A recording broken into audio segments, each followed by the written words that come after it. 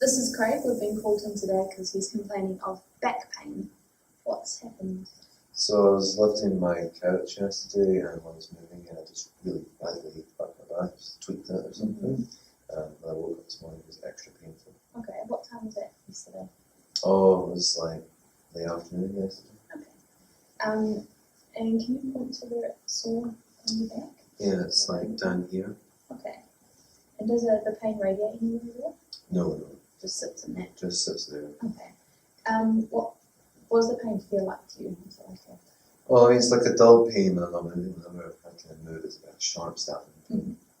It stays there, it doesn't run down your legs at all? No. No pain in your stomach? No pain in your chest? Cool. Can I pull your shirt up and just have a little look? Okay. Can you rate the pain at the moment? Like 5 or 6? 5 or 6 out of 10? Cool. So if I just have a feel, there's no obvious signs of injuries or redness or swelling or bruising or anything, so that's a good sign. Okay. So it feels like it's very lumbar and quite muscular down in there. Have you been able to mobilise and get up and walk? And Yeah, I can walk around. Yeah. Have you been able to pass urine and have a bowel motion since injury? It's always been That's fine. all good. Cool. Is there any altered sensation in your saddle area at all? No, all seems fine. What about down your legs? Down the back of your legs and your glutes? Seems fine, yeah. Cool. Can you straighten your legs and lift your legs up? Does that cause you any further pain? Just some discomfort in my back. Yeah? With both legs? Mm-hmm. Alright. And can you just push your toes up towards the ceiling for me? They both feel equally strong. Yeah, they do feel And if fine. you push your toes down to the ground. Yes, good. fine. Cool.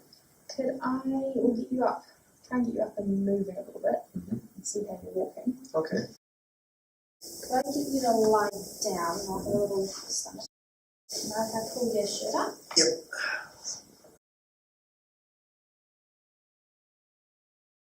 Feels alright? Yeah, feels fine. Excellent. Cool. Take any pain with it all today? Yes, I have. I took some Panadol this morning when I woke up because it was so sore. Okay, cool. It's a good thing to take. Do you want some more pain relief? Please, yeah.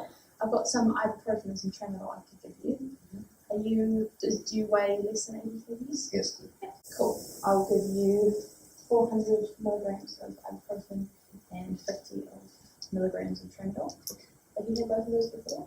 Yes. Yeah, and you're alright on them? Yes, I have. So I know you said there's been no change in sensation, but I'll just have a little check. Mm-hmm. Does that feel the same on both sides? Yeah, that's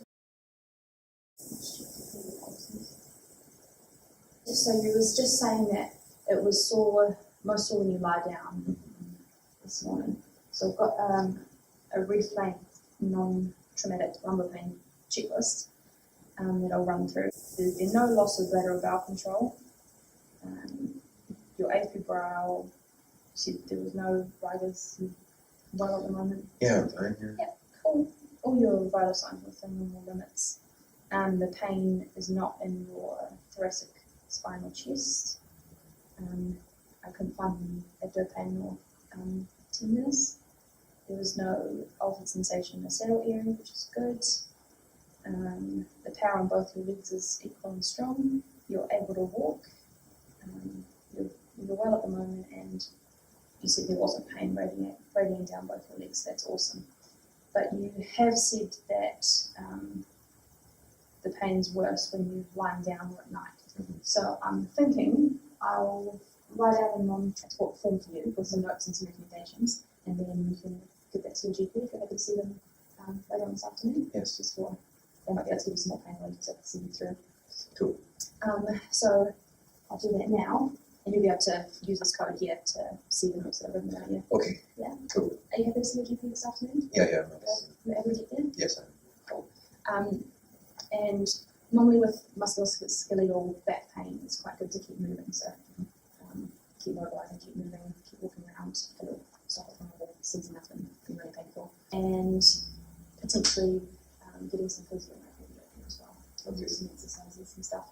So here's your form to take through with the GP. Thanks. Are you happy with that plan? I am, thank you. Cool.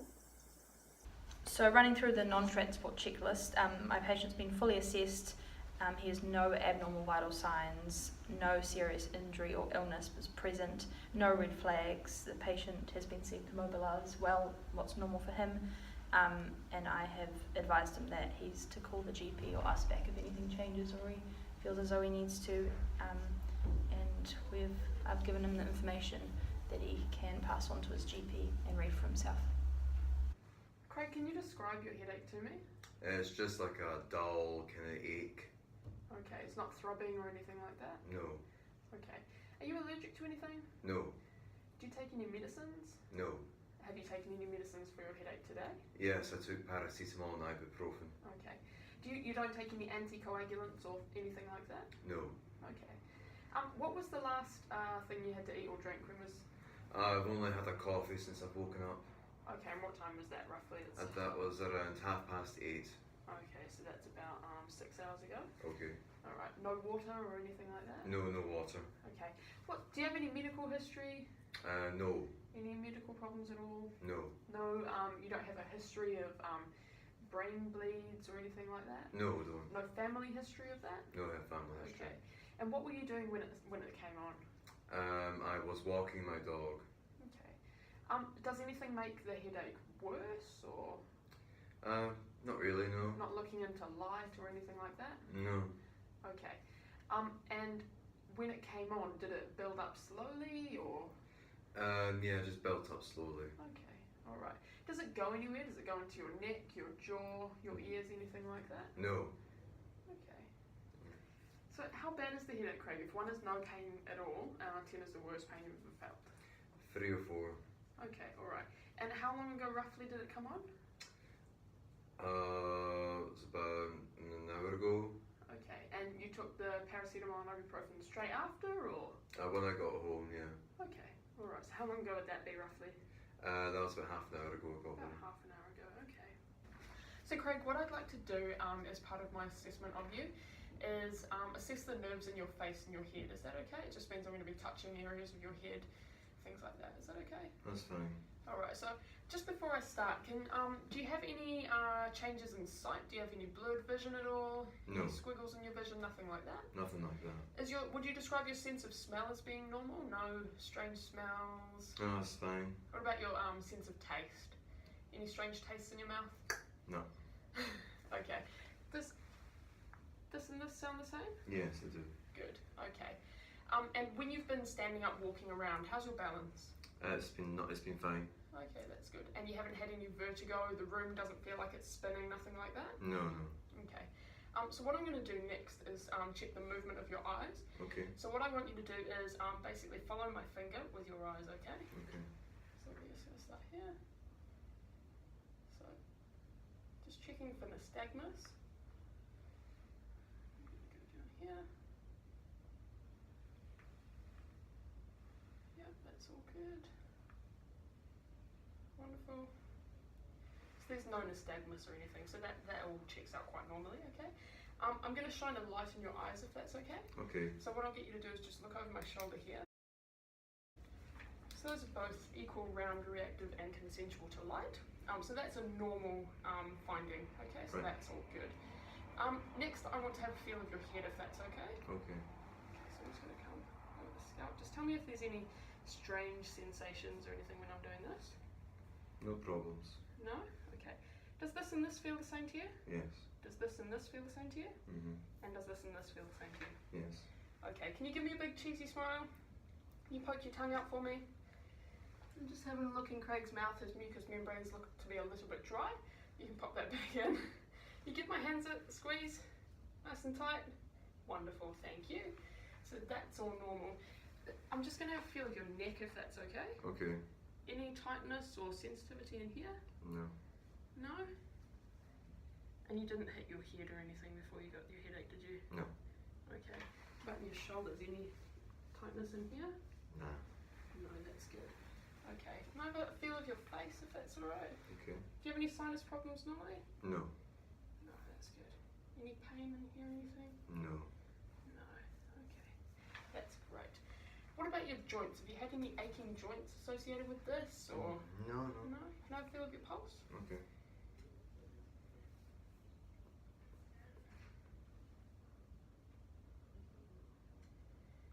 Craig isn't bradycardic. You don't feel lightheaded at all? No. Good, okay. So Craig, just before we make a decision together about what the best referral pathway is for you, I need to go through my list of red, orange and green flags in my guidelines, okay? Okay. Just so we can make sure that there's nothing outstanding that I need to address. Okay. Alright. Okay, so you don't have any neck stiffness or pain during neck manipulation. There was no pain in your head when I was feeling your neck? No. Okay. It wasn't a sudden onset? No, it wasn't. You don't have a temperature greater than 37.5 degrees. You haven't vomited at all? No. You don't have any focal neurological signs, so that's good. You don't have an altered level of consciousness. Craig's been GCS 15 throughout. Your headache hasn't gotten worse over time? No. Okay, it stayed about 3 out of 10. Good. There's no signs of temporal arteritis. Craig isn't pregnant. He has no family history of intracranial bleeding or cerebral vascular abnormalities, and the onset wasn't during sexual activity. The symptoms aren't associated with sinusitis, so that's good, and you don't have a history of migraine. No. And this doesn't feel like a migraine to you? No. Good, okay. There's no signs or symptoms of influenza. You don't have a migraine, and your vital signs are all normal, and the FAST assessment has been normal. So Craig, moving forward, if you agree, I don't think you need to be seen in the emergency department today, okay? I don't think I've gone through my red flags checklist, okay, and I've excluded any forms of serious injury or illness, okay, that might need to be investigated in the emergency department. I don't think you need to be seen by your GP today, alright? I think you're quite safe to stay at home. What I would recommend is that you increase your fluid intake today, okay? And moving forward as well. Try and drink a lot more water. Right. I can see that you're quite dehydrated when I looked in your mouth, okay? And maybe stay out of the sun for a wee while. Okay. Okay. Are you happy with that? I'm happy with that. Okay. One last thing I need to do before I go, Craig, is run through my non-transport checklist. It's just a safety measure because I'm leaving you at home, okay? Okay.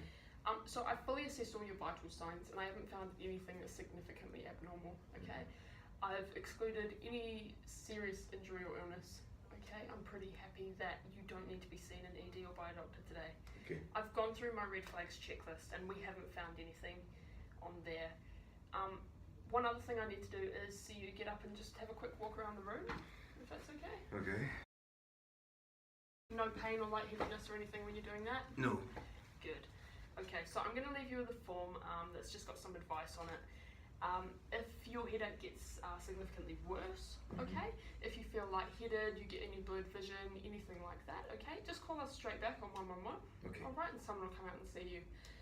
You're also free to go and see your doctor or, you know, go to ED yourself if that happens, okay? And I'm going to just finish our paperwork. Kirsten has been complaining of an episode of syncope. She was witnessed by her flatmates who said that she was just sitting on her couch, at which point she fell on her side onto the couch for about 5 or 10 seconds of unconsciousness before becoming alert again and shooting right back up. No evidence of confusion or slowness. She said that she was pale during the episode of syncope but regained her colour quite quickly afterward. There was no evidence of weird movements before or during the episode. Upon our arrival, I had my crew partner take her vitals to check for any abnormalities. I was particularly interested to get her BGL and her 12 lead to check for arrhythmia and for a low count, which could have prompted the syncope. So Kirsten, I just wanted to ask you before we go any further, have you had any experiences with syncope before? No, never. This is your first time? Right, okay. Now, because you were sitting down on your couch and you fell on your side, I'm not worried about any other injuries or anything like that. What I want to do now is take your BP and stand you up to see if there's any drop in your blood pressure, because that would be evidence of postural hypertension. What that means is that your systolic blood pressure would drop by 20 millimeters of mercury and your diastolic would drop by 10 millimeters of mercury. And this all ties together because the lack of blood flow to your brain would cause a drop in cerebral perfusion pressure, which in itself caused this syncope episode. You don't feel dizzy or nauseous right now, do you? No. You feel alright? Mhm. Okay. Good news, no drop in your blood pressure. Okay, Kirsten, I've just got a couple more questions for you to rule out any other causes of your syncope, okay? A couple of them are kind of awkward, so I'll get them out of the way first. So, can you confirm if you're pregnant? No. Are you on your period? No. Okay, that's the awkward ones out of the way.